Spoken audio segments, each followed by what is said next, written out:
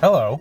Have you ever had movies or shows that you saw one time, 2 or 3 times tops, that you can barely remember anything about, so you decide to use your subpar drawing skills to illustrate certain scenes from those movies or shows and talk about them while the time lapse of you drawing them is playing over, and then post a video on the internet hoping that people can help you find where these movies and shows are? It's very coincidental because I'm also doing that.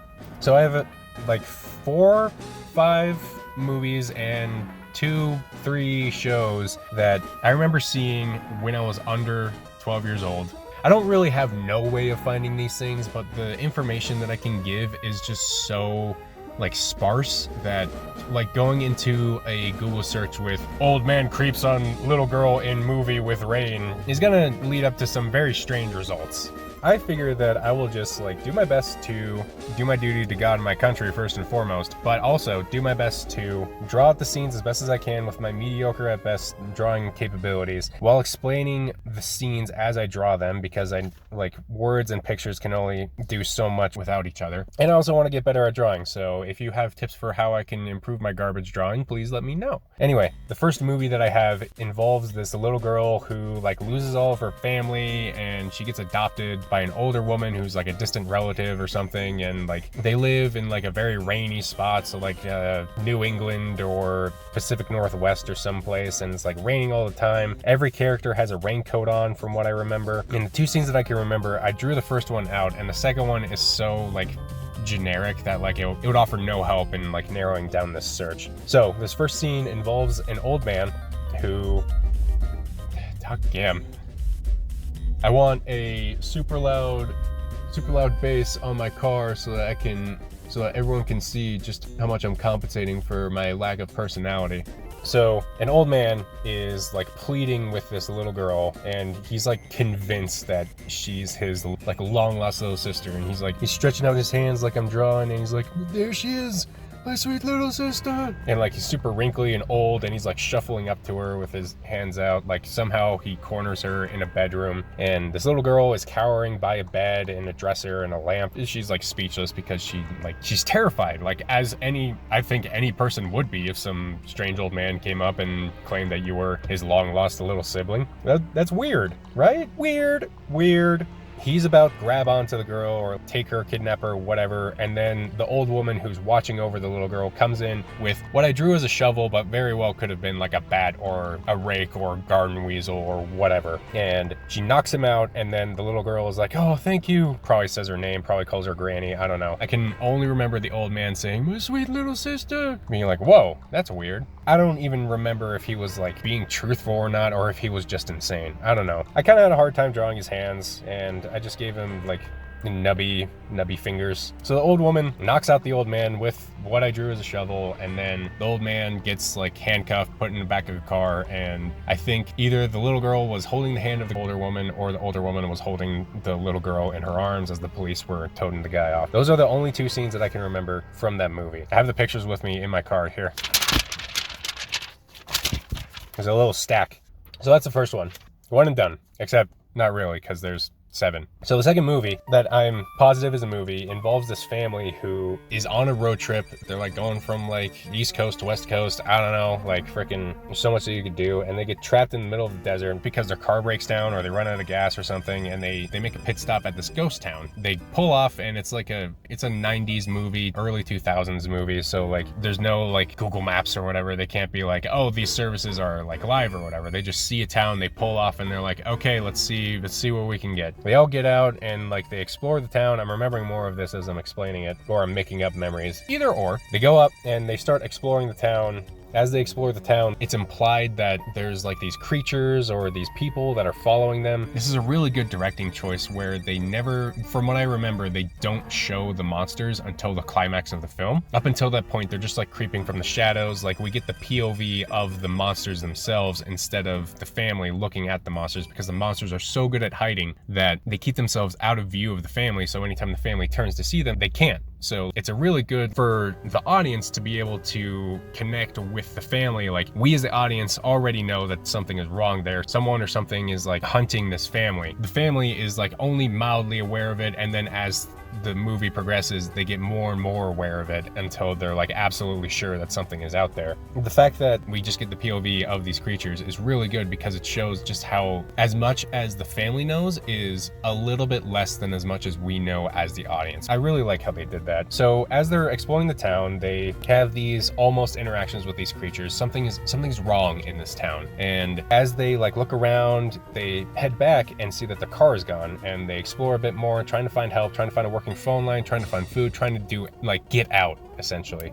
Eventually they come across this lot that has just dozens of cars that have been put on blocks and stripped of parts. This is the shot that I remember, is that there was the family in the middle of this lot and all these cars that are on blocks. I'm pretty sure one of their cars was among them. That would fit with what's going on in the movie. In the picture, I was like, I'm gonna draw a car that's upside down, and then promptly forgot that I don't know what a car looks like upside down, and just was like, I've seen the carts flip over in Mario Kart, so I'm just gonna do that, I guess. I also had trouble with the Jeep looking thing and the Oldsmobile kind of to the right there, like making the size correct and everything, you know, really small and then made them a little bit bigger. This is a fun drawing. It's like fun perspective and everything, but like that's one of the scenes that I can remember is they like go into a lot and they can't find any working vehicle, so they're essentially trapped in this ghost town with whatever malevolent force is tracking them down. The next scene, which I didn't draw because again it would be kind of ridiculous to draw because it's such a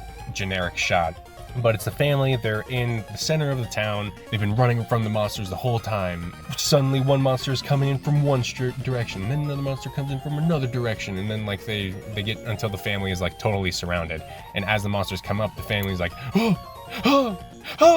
and again, this is shot POV of the monsters. Knee-high camera work where they're just like shuffling up to the family, and it's like, it's really suspenseful and everything, and like that's where my memory of the movie cuts off. So if this scene is familiar to anyone, I would appreciate if you would let me know. If any of these scenes are familiar, I would appreciate if you let me know. So that's that one.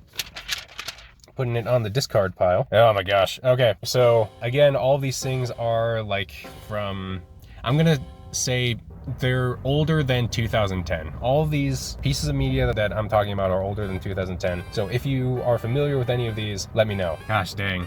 Perspective. This is what I think is a Sci-Fi Channel movie called Giant Octopus. I could be wrong, but if you look up Giant Octopus movie on Google, you are going to get a lot of results. I'm pretty sure this was a made-for-TV movie based on like the CGI, and I'm thinking like it's a sci-fi flick, so whatever. In the film, the one scene that I can remember involves the giant octopus climbing up onto a yacht and then just like ripping it apart as it eats all the passengers. Happening during night, there's this banquet or something going on, everyone's like all gaudied up, dressed up. Oh, would you like more champagne, Mrs. Nesbit? Kind of a deal. All of a sudden, the octopus shows up, latches onto the side of the ship, of the boat, and starts eating people. It opens up its beak, which I don't remember if it had a beak, but like, it'd be weird if it was just like a hole in the center of the octopus, you know? So I drew a beak. It opens up its beak, and like these little tongue tendrils come out and start grabbing people and pulling them in and like eating all of them. A very inefficient method for eating for a creature of that size, now that I'm thinking about it. But it's ripping apart this thing, and it grabs this one girl and like starts pulling her in, and her friends are like, I won't let it get you, and then like their hands slip, and then she ends up getting eaten by the octopus. That's literally all I can remember from the movie. The side view, like you're in front of the ship and you're looking back behind it and you see the giant octopus is like about like maybe 2/3 the size of the ship, and it's just hoisting itself on there and eating people. And then it cuts to the camera that's on the deck of the ship. It's sticking out its tendril, eating a bunch of people. I only drew one table that was knocked over because I got carried away and trying to draw this weird perspective. Perspective is a weird thing. As I was drawing this, I remembered a piece of advice that I got from someone. In order to like properly do perspective, you need to do like the basic shapes and everything. I've been getting like so much advice lately of like, you gotta practice basic shapes and everything. I don't know, I feel like the idea is here. I very much feel the idea is here, but it's not executed very well. So please forgive me on that. I'm learning, I'm trying to get better. I like how I did her hand and how it kind of like scales down from her head down. Like, I feel like I did an okay job there. Again, concept is there, execution is not very well done. Another thing I don't like about this is the freaking hair. I did not know what to freaking do about the hair. Like, I knew she was getting pulled away and everything, and I knew the hair was going to be facing that way, but I didn't know how to make it look that way. As I'm looking at this now, I can definitely like think of ideas on how to actually make it look the way I want to look. And you can see my frustration as I draw it too. I'm like, no, this doesn't doesn't look the way I want it to. I know I can do better with the hair now that I've done it rather incorrectly here, so it was good practice. So if you recognize this movie, let me know.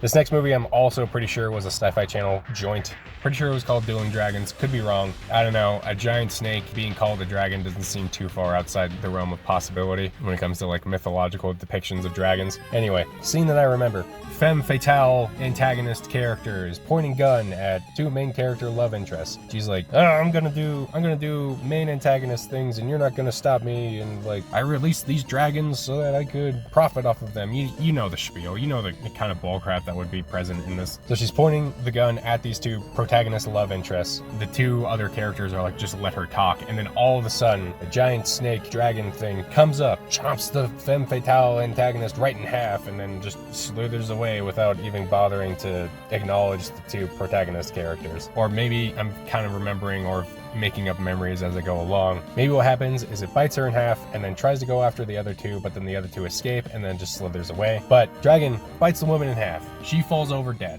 and then the two protagonists get away and the dragon slithers away, and then there's a shot of the woman's lower body, just like, it's a terrible CGI shot of, I was gonna draw this too, but then I was like, maybe this isn't like too kosher for like the YouTube guidelines, so I'm gonna draw the build up to the scene instead. So there's really bad CGI where what I remember was like, you know, the Hydra head from Hercules, how when he cuts it off, there's like you could see the spine and like kind of the musculature a little bit. It kind of looked like that, except worse, where it was like outside lower body and then skin, and then inside there was just a layer of red, and then there was a white circle for the spine, and that was it. As it was laying there, this pool of blood was just like expanding underneath it. I don't remember any like spurts of blood like coming down, like shooting out, like it logically it wouldn't because the heart is on the upper part of the body. From what I remember, the pool of blood that was collecting underneath this lower body was just like a drawing of a blob that someone had taken the corners to and just like stretched out, you know? And that was the animation for it. The dragon looked so bad. This dead body looked so bad. The reason this sticks out to me so much is because I remember seeing this scene and then having like this weird fear of death for a while. Up until that point, my experiences with death had been like pretty peaceful. Family members passing on in their sleep type levels of peaceful, you know? So to have a moment where a character just like instantly dies and then the remains of her body are just like right there was just like, it was very shocking to me as someone under 12 years of age is where I'm gonna say around I watched it, I don't know. So it was very shocking to see that, and it stuck with me and gave me like this fear of like immediate death for a while. Like, man, that person was alive just a second ago and now they're not. Holy crap, it was weird. So that's that one. Okay, those first four were movies, I'm absolutely sure. This one could have been a movie, could have been an X-Files episode. All right, another freaking coal roller just drove by.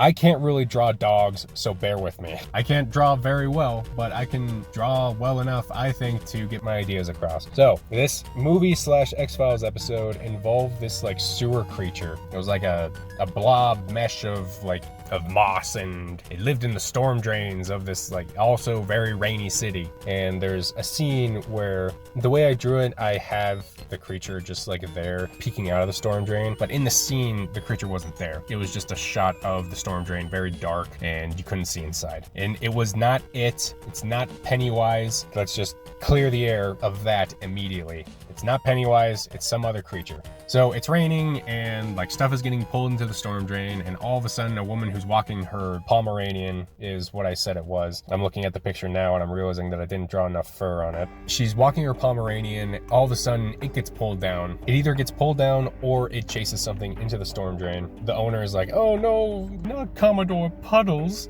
She's like looking into the dark and you can hear a scuffle between this little dog and this monster. I'm not sure if the monster was making any noise, but you can hear a scuffle between them, like, and then the dog yips and then eventually like runs out of the storm drain, which, okay, runs out of the storm drain and it's dirty. It's got the sewer monster muck on it. The way that I drew it is I kind of drew like a handprint, like it was grabbing at the dog, and then the dog gets out, runs away, and the woman like chases after it, whatever. That's the first scene that I can remember. And the second scene that I can remember was a bit difficult for me to come up with how to draw, because what I remember is the door opens and what we assume to be the creature steps in and starts climbing the steps of main protagonist woman's house. She's sleeping on her bed. She's like tossing and turning, like I guess she can't go to sleep or whatever. And what we presume to be the monster is stomping up the stairs. And she wakes up, and when she opens the door, we as the audience have been thinking that it's the monster. And again, this is kind of a cool thing where because this woman is paranoid about the monster, like I guess she's looking for the monster with someone else, we have seen evidence of this monster as the audience, and so we see it like stomping up the stairs, and we're like, oh crap, it's the monster, it's gonna get her, it's, oh no, and it can open doors. So the woman is sleeping, she gets woken up by the stomp, and she opens the door, and instead of seeing the monster, she sees the person that she's been looking for the monster with, and he's like covered in sewer monster crap to make it look like this is why we as the audience think it's the monster, is because we see him stepping up the stairs and he's got all the sewer monster muck on him. So we're like, oh, it's the monster, it's coming after her, oh no, like this is where the movie ends. Nope, it's just him. She opens the door and that's it. That whole scene is a little bit hard to draw all the way, like hard to communicate in a very like one picture kind of way. I wanted to do one piece of paper per movie or show here. So I ended up just drawing the monster opening the door and then looking in on the house. It's dark, it's nighttime. I tried to draw lightning. It did not work out very well, but I think you might be able to get the idea. So if you recognize that, let me know. Okay, that was either a show or a movie, and now we are just into the two shows that I want to talk about. The first one is this, I'm going to assume it was a PBS Kids type show, Liberty's Kids. If anyone remembers that, I'm pretty sure it was like about kids during the Revolutionary War. And then there's like Dragon Tales, everyone knows Dragon Tales. Like that show about the Chinese cat that I can never remember the name of, and everyone else seemingly has like a, not Rorschach, what the frick is his name? South African dude, Mandela. Everyone else seems to have like a Mandela effect over this Chinese cat show that either existed or didn't exist according to these people. This show is that type of cartoon. Pretty sure it was on like public broadcasting, so that might help narrow it down. What I remember is there's these three angels, and I'm pretty sure they were all colored green, pink or red, and yellow or blue. They were all like kind of basic colors, but I do remember one of them, a boy, was assuredly green, and then there was a girl angel, and then there was a third angel that I can't remember. The first angel was definitely green. The girl was either pink or red because girl, and then the third one was yellow or blue because basic primary colors, you know? This could have been two different episodes. It could have been the same episode. I don't know. I just remember these visuals of two of the angels skating on Saturn's rings like it's a roller rink. Very cool image. Two of the angels are skating around, and then the third angel pops up and is like, hey yo, I got a mission from Earth that we can do. And they're like, yeah bro, let's hit it. And in the picture I drew like a little tiny dot as like a kind of Carl Sagan reference, where he's like, this one dot, this one speck, this one pixel of a picture is all of humanity in the grand scheme of space. Like that's the kind of image or reference that I wanted to kind of provoke by drawing that tiny little Earth dot. I love space, but I'm still not the best at drawing it. So this is what I got for now. So she comes up and she's like, yo, we got a mission from Earth. And they're like, all right, let's hit it. And then they bounce off of the rings of Saturn and head down to Earth. Something about this show that I'm not 100% sure of was I'm pretty sure that these three angels were assigned to this one small town. Any problem that the small town had, the angels were like, yeah, we can help the kids fix it. And they like help the kids fix it. It's so strange to me that these three cosmic entities are tasked with just this one small little town and all the misadventures that occur there. Third angel comes in, gives them all a mission, and then they all head out back to Earth to the small town to see if they can help out. And that is either part of one episode or it's part of the same episode. The thing that's happening is the kids are trying to like put together a play of some sort, and the director of the play is this recurring character who's this bumbling adult type character. Like one example that I can think of is the gym teacher from Code Lyoko or the principal from Class of 3000, like just an adult who means well but probably has a room temperature IQ, you know? The body is round. It's this relatively bigger dude, and from my memory, he wore a brown suit and had a black haircut. He is in charge of directing the play. Then the Green Angel comes in and he's like, oh no you're not. I am a renowned director of plays and I will be taking over. And the thing about these angels is that they're all like the size of kids, so that I guess they can like have better kid disguises or whatever. The Green Angel comes down and he's like, I I'm gonna be taking over the direction of the play now, and the first thing that we're gonna do is we're gonna do some warm-up exercises. And then the bumbling adult takes it as, oh, exercises, I know exercises, and then he starts doing jumping jacks. And because he's so fat and because it's a cartoon show, he starts shaking the entire room. The Green Angel is like, oh no, let's not do that, not those kinds of exercises. I'm talking about, you ready for this? I'm talking about things like red leather, yellow leather, red leather, yellow leather, yellow leather, red. Or unique New York, you need New York. You know you need unique New York. I'm talking about those types of deals. I did those in one take, baby. And I messed up the New York one, but if you know, you know. Those are the kinds of exercises I'm talking. And then the adult stops and he's like, oh, okay, well, then I guess we'll just do that. And those are the only 2 scenes of that show that I can remember. I'm sure it was like a more widespread show. Like maybe it was something that was just distributed on VHS tapes. I don't know, and my family got it from the freaking library one time. I don't know, but those are the 2 things that I can remember.